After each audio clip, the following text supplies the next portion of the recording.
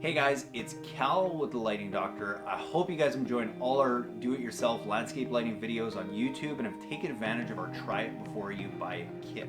Another thing that we offer to help make your landscape lighting project as easy and straightforward as possible is our free landscape lighting consultations, where you can actually send me directly pictures of your property at cal@lightingdoctor.ca, and I'm going to review those and give you a video presentation of the best kind of lights to use, the best positioning, and the best way to go about your project to make it as easy and simple as possible for you. So to get your free consultation video, just email me at cal@lightingdoctor.ca with a few pictures of your property, and I'll get back to you with your own video presentation. In the meantime, go and check out a bunch more of our videos on YouTube and our resource page at lightingdoctor.ca, and I look forward to all your guys' comments and questions. Thanks for watching. On this project, we're using uplights and path lights, and what we've done is we've just chosen to use 3 path lights on this rock stepway here, and we've basically got one back there, we've got one here, and then we've got one over there. So we've just kind of put them on both sides. We don't need a whole ton. We spaced them about 12 to 15 feet apart, and that's going to give us plenty of light just to make sure that these steps are well lit, and that we're really featuring and focusing these nice rock features that they've put in place here.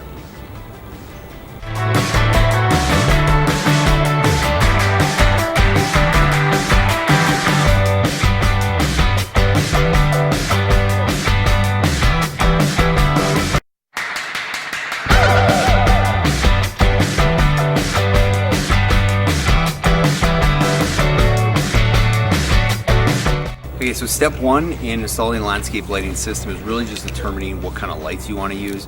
On average, you're typically going to be using either an uplight or path light for 90% of your project.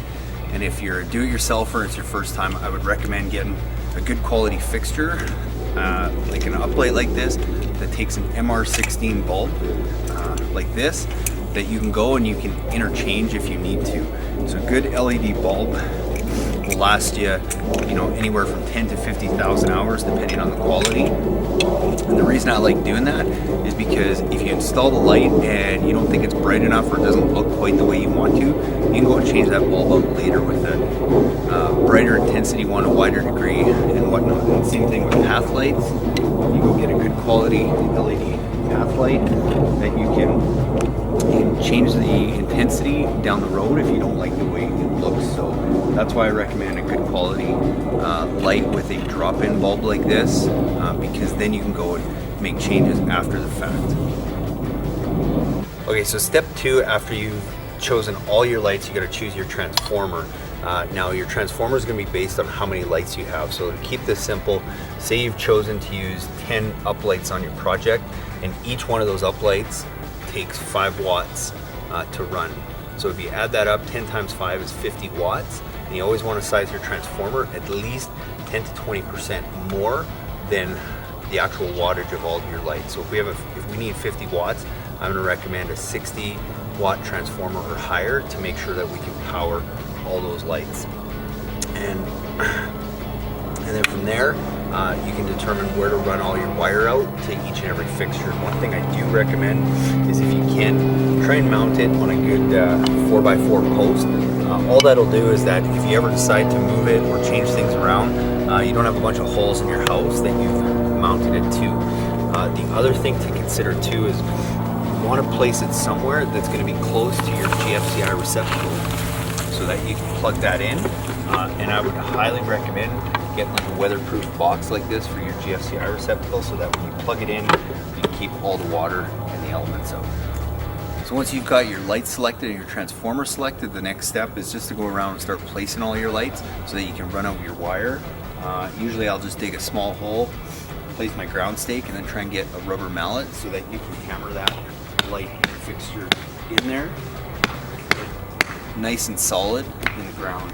Especially when it comes to path lights that are going to be standing up, you want to make sure those are level and that they're not going to get knocked over. So go do that with all your lights, place them where you think they're going to want to go, and then you can start running out your wire. Now that I've got all my lights placed around the property, I'm just going to go and run the wire above ground to it, starting from my transformer, running it out to all my lights. And at every light, this is one thing I highly recommend, is leave yourself some extra wire just in case you want to move that down the road. If you ever need to make repairs or anything down the road, it's way easier if you've got extra wire to work with. So go ahead and run all your wire out from each and every fixture all the way to the end, and then from there you can start wiring your lights together. So even before you go ahead and bury all your wires, something you might want to do is just plug your lights all back into the transformer, get them wired in, and test them and make sure that all your connections are working properly. If not, then you might have to go and redo some. But once you go around and you test it and all your lights are working, that's when you can go back and you can start to bury everything.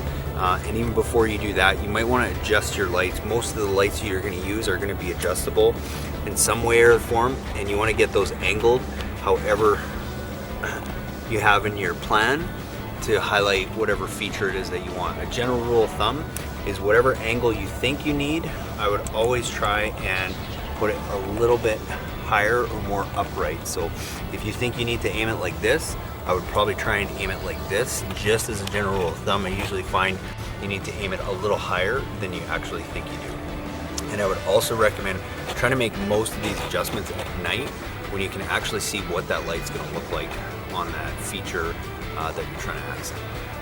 So that's pretty much it. You know, first step is choosing your lights. Second step, making sure you have the right size transformer. Third step is going and placing your lights. Then your fourth step is you want to go and run all your wire out. Your fifth step is making all your connections. Your sixth step is going and adjusting all your lights, making sure they're working, making sure that's where you want them. And then the final step is burying all the wire. Once you've done that, you can go and set your controller to auto and let your system run. So one last thing I will talk about is if you want to even make your system a little bit better and make it a smart Wi-Fi system, an easy way to do that, this is one that we use. It's called a Wion Outdoor Wi-Fi Timer. There's lots of smart plugs like this. The reason I like this one is just it's easy to use. You just plug it in and go. It has its own app. It's compatible with Amazon Alexa, and it's designed to sit outside. And basically all you do is take this out of the box, plug this into your GFCI receptacle, and then plug your transformer into this and follow the steps to set it up. And then you just have to put your transformer in the on position and let this be your timer and your switch that you can turn on from Wi-Fi from anywhere in the world, as well as it's got about 7 different programmer options.